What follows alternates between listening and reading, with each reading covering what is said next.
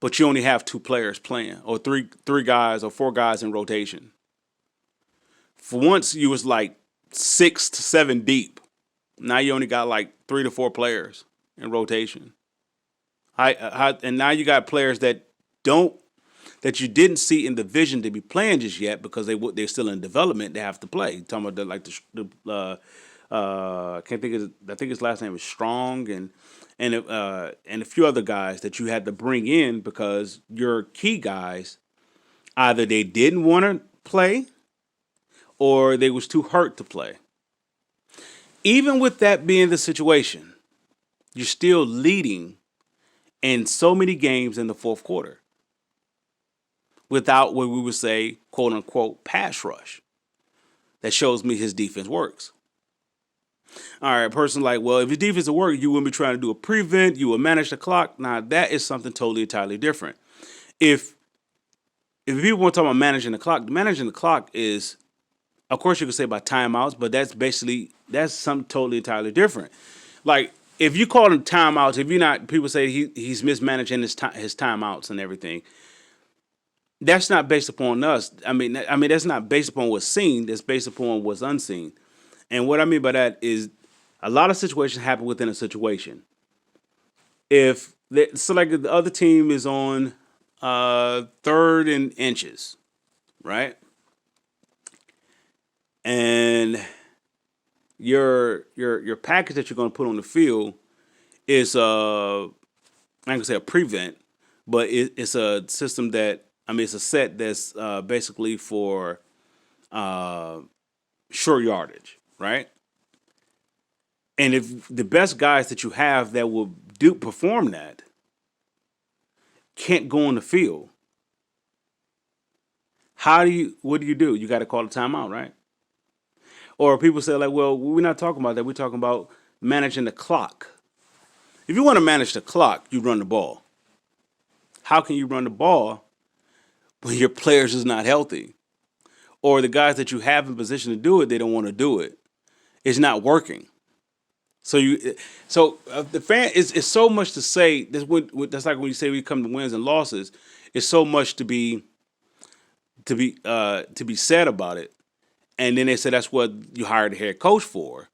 You hired him to be the orchestrator to put everything in place. You can't put something in place that don't want to be.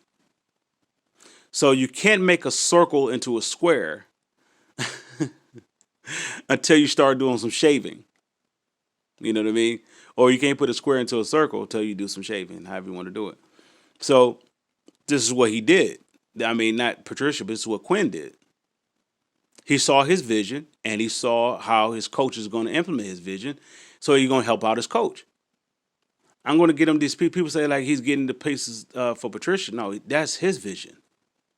So the defense actually works, even when it was short staffed, the roster was short due to injuries and all that. It still worked because you're talking about a good handful of games that they were leading in the fourth quarter.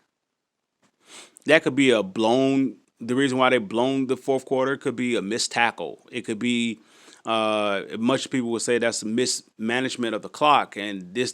He got to prevent. The reason why you got to prevent is basically you're saying you put in the prevent because you're substituting your weakness. In other words, you're trying to protect your weakness. You can't blitz because if you blitz, your best blitzer is going to be your best tackler. So if you blitz and they actually they expect the blitz and you have no one to tackle downfield, what was the point of blitzing? So it's like they were stuck. And even with them being stuck and depleted, they still had the advantage in the fourth quarter. The Green Bay game, the Arizona game, the Chiefs game. Let's just talk about those three games. They still had the advantage. Of course, you could put the blame. You put some blame on Patricia. You could put some blame on everything. That's why I said we lost those games because we wasn't ready. We had the team that we had assembled wasn't ready for those type of stages. You're talking about preventing yourself from going into a tie with a first year coach and a first year head coach. I think in Arizona. So the team wasn't ready, and people say like, well, that's Patricia's job. If you got a split locker room and your key guys is part of the split that's basically starting to provoke or starting to like a split between the players and the coach or the direction of the coach, you don't have much of a team. So it's his job. So now you asking him to compromise to a lower standard. But as the fans would say, we brought him is to elevate the standard from 9-7 to much more. So you got to get. So the fans are like, well, he didn't do that. He haven't won in three. He haven't won in 2 years. Like, but look what he has to work with. They say he brought in his guys. His okay. His guys is the guys that he brought in this year and partial last year. Those are his guys. His guys are the ones that he could throw it on the board and they can pick it up and implement it on the field. Those are his guys. His guys are not guys that they was part of New England and they may have been around him. Those are his guys. He brought those guys because he hoped that they not hope, but he expect them to be able to throw something on the board and they can take that and perform it on the field. If you can't, he let you go. Right? He brought in Kennard, right? And he let him go. Because you got the guy who actually can do it. All right, so he got rid of Slay because he got the guy that he believed that can do it. He got rid of Diggs because he got the guy he believed that can do it. So I understand the fan or how the fans are stuck to their fan favorites and all that good stuff, and they stick to their devotion towards their players based upon what they achieved and accomplished here. But I would say the players that achieved and accomplished something here in Detroit, that's still a low standard. If it's not Barry Sanders or Calvin Johnson, it's like a low standard. Now we look at the other players that have had breakout years being with us, based upon or comparison to them being on other teams, and we deemed them as good players. So they was balling. I'm sorry, it was only two players here that actually was considered special that deserved that kind of treatment because they did it year in and year out. From the moment that they was drafted, maybe the exception of Calvin Johnson, his first year, he didn't come in immediately. They brought him in slowly, but once he hit the ground, he was gone. That's Calvin Johnson and that's Barry Sanders. Anybody else that since then or between then, you got decent players, and I would say decent players, maybe average players, and that's why I believe why Patricia made the comment that he made, about. Anyway, I won't talk about that. But so my point of me saying this, and before I bring this video to a close, is that the proof that the team is better is starting with the mentality first. The result shows on the field. That's a matter of time. That's if you can get it inside them, everything slows down on the field. See, what we look at as fans is like they have the talent, so they're going to showcase that all the time. But if they don't know that's who they are, it's like if you're a rookie, you come in the league, you gotta adjust to the speed of the game until you make the lead adjust to your speed. And that's all what Patricia's doing. He's making the league adjust to him versus him adjusting to the league. And this is why I say he's the guy to be the head coach. And if he in 2 years, in 2 seasons of being a head coach, you could see how the other teams are adjusting to him versus them versus us adjusting to them. Like the previous head coaches, we will always have to adjust to the other opposing team. The other opposing team are adjusting to us. In other words, I'm saying that Patricia is the head of the curve. And immediately, like the fan would say this, they would say like the wins and losses. The wins and losses is so much to go to it beyond the wins and losses. But for the sake of the person, if you want to fire him based upon win and losses, I get it. So be it. But I remember when Jimmy Johnson was terrible his first, 2 years, I believe? Because I believe he got the job in, I think, 88. Or was it 89? I'm not sure. I think it was 88 or 89. Troy Aikman was here, I think, in 89. And I think he came in. Oh, was Troy Aikman here 88? And he drafted Michael Irvin. I forgot how it was. Jimmy Johnson, his first couple of years, or his first 2 years, first couple of years, he was pretty much terrible. He really was developing what he was doing in the collegiate level to the pros. So he had to get his staff together. He had to get his players together. He had to take out a lot of the old vets, those who was content up under the previous regime. He had to get rid of that, and he had to implement the players that's going to adjust and adapt to what he throws on the board, and they're going to show it on the field.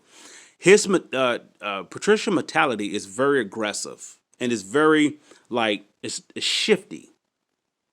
So that means you're going to have to adjust on the fly like that. So a lot of the time, also the mismanagement comes in. A lot of that. If the players are not ready to own a dime, they're not ready for Patricia, and a lot of the players is not ready for that type of guy. So he could say something impulsive, but he could be thinking like, I'm going to say this to provoke you to challenge me, not to oppose me, but to challenge me on the field. Oh, you say I can't do this? He's trying to bring the best out of you. That's the way that's the way he's competitive that way, in the way that he knows how to bring the best out of his players. He challenged them by saying certain things or doing certain things to make them rise to the occasion. But if you're a player that, let me say this. Another reason why they had to get rid of a lot of the 9-7 players, or the previous history of the Lions organization, have always been this: we have always been weak-minded. Our players, our fans, whatever, we have always been weak-minded. That the official make a bad call, all of a sudden, oh my God, they owe us an apology, they do this, or the other team hit us in the mouth first, the players fold and whatever, we can't, really can't do anything. So he had to tear down all that. And the majority of players, that's why they had a lot of stuff to say, because their mouth did their talking for them versus their effort.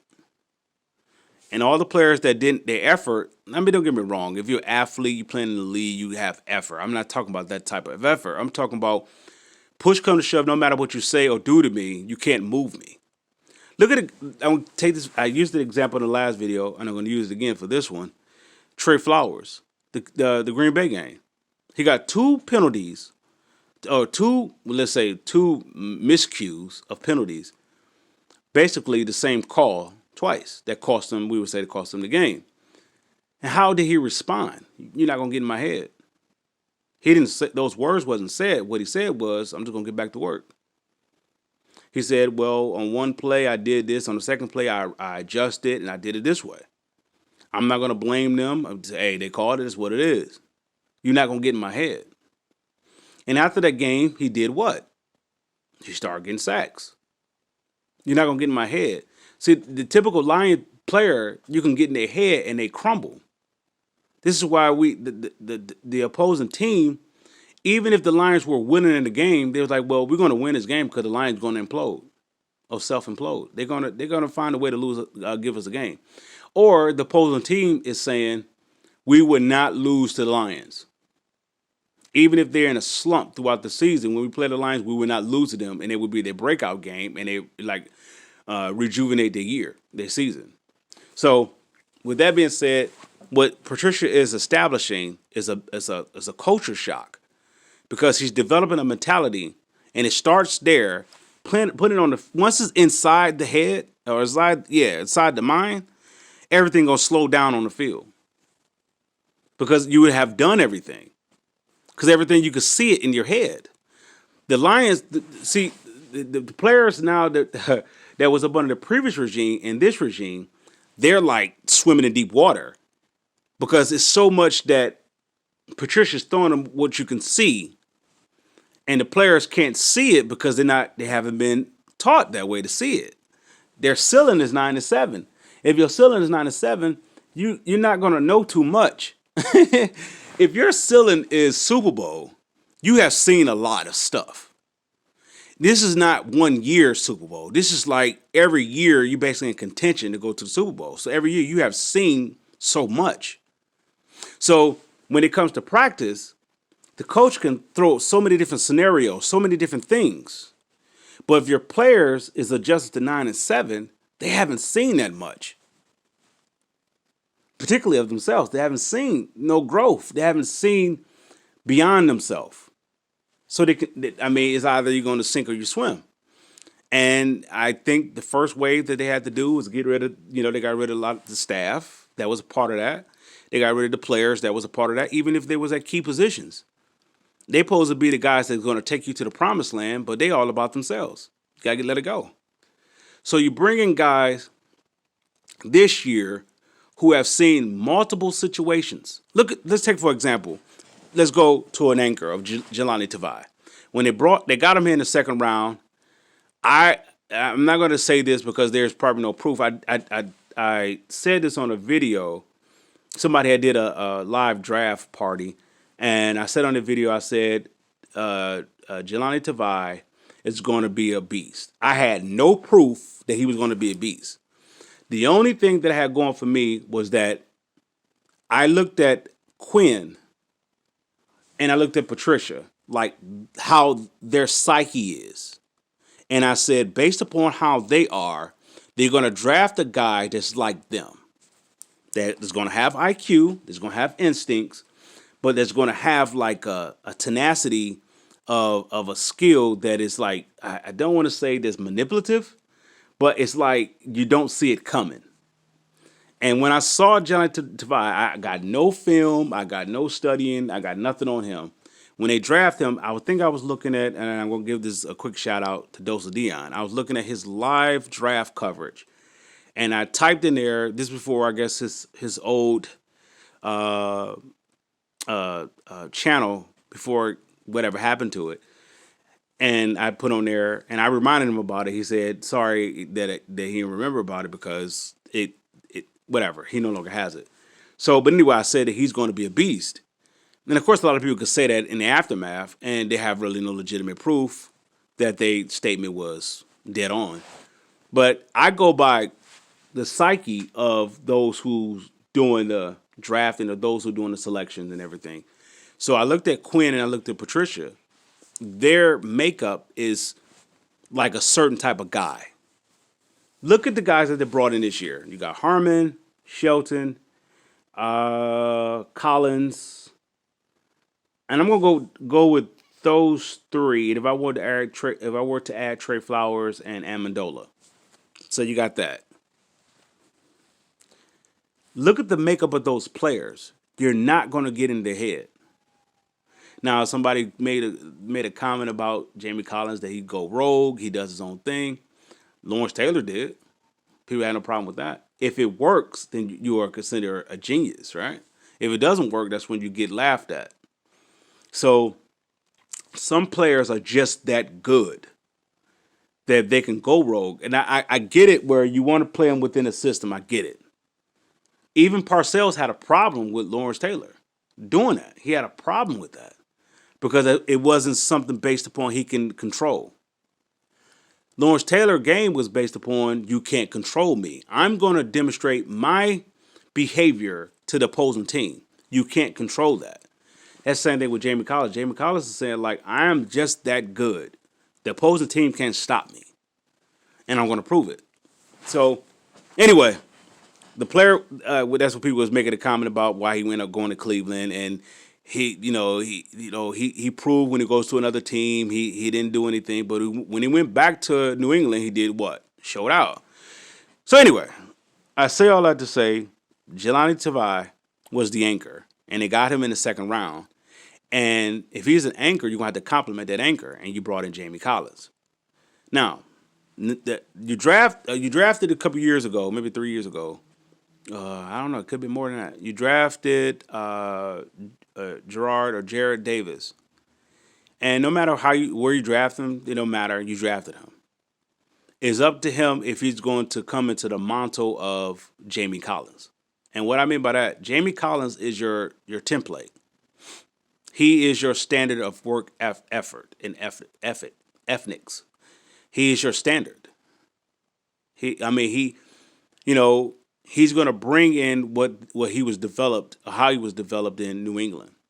And that's going to complement to what Tavai is doing.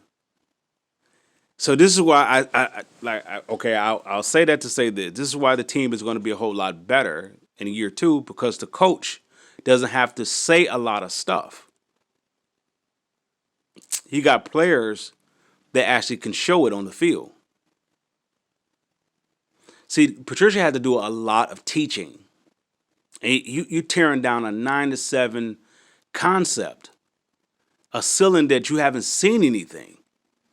9-7, okay, all right. Up under, I'm not. This is not a dog toward. I mean, this is not a gripe towards the previous coaching, but okay, we had up under Cardwell. They went. I don't know. I think they had 1 year. His first year, I think they did pretty well. Pretty well. I don't know. They won 11 games. I'm not sure, but ultimately, whatever. Let's say he won 11 games, right? In the regular season, you won 11 games. That's good. All right, okay, that gets you to the playoffs. Now what? See, this is the advantage that Patricia has. He needs the guys to get him to where he is best at. The fan may say that's his job to get his players there. That brings us to the point of why we got rid of why we had to shave all that, the mess before. Because Patricia can't do his job until he can do his job. If I have to teach someone how to do their job and then do their job for them, there's no progression. And that's what we're expecting Patricia to be like in every place at once. And that's not his job. His job is to go above 9-7, right? And to show new heights and new whatever. But that's all mental. This team as an organization have never been past what, the NFC title game? We haven't, up under the Super Bowl era, we have never been past that. And we only did it one time. So it's not like we did it like collectively or, we haven't. We haven't done it like it's a routine. We just done it one time. So we say anything above, he say anything 9-7, 9-7 or less is losing. But Patricia's saying anything that's not a Super Bowl is a loss. Do anybody see the difference? And he's holding his players to that accountable, to that standard of accountability. So if the fan is saying, well, that's his job to get us there. If you have this rebellion attitude that I don't want to work that hard to get there. I don't have to learn how to do this. I'm good where we at. We was already developing something. You only developed to get to the playoffs and to lose. Okay. All right. I'll leave it with that one for this video. With that being said, okay, let me add this about why Patricia also is going to be a good coach for the Lions. This team has improved. And people say, like, no, they haven't. Because they're looking at statistics, they're looking at numbers, right? So I'm not going to do that. I'm not that kind of a guy. I'm looking at for us, like, how the team is approaching us. Now, when we lose the game, I don't blame the other team. I blame us. Because it's not about them, it's about us. If your players is not ready for that stage, they're going to falter. They're going to self-implode. Then that's when the coach get the blame. That his job is to get the players ready. And that's when the coach said, like, it's my job to do a better job to get the players prepared. But that's trying to go into a psyche of players that may be too content or too full of themselves to say, like, I don't have to change anything I'm doing. The coach is saying, like, I have the recipe to get us over the top. But if the players is objective to that and say, like, well, we don't want to, we don't want to be a part of that, but then how can that happen? With that being said, all right, Lions fan, we'll close this one out.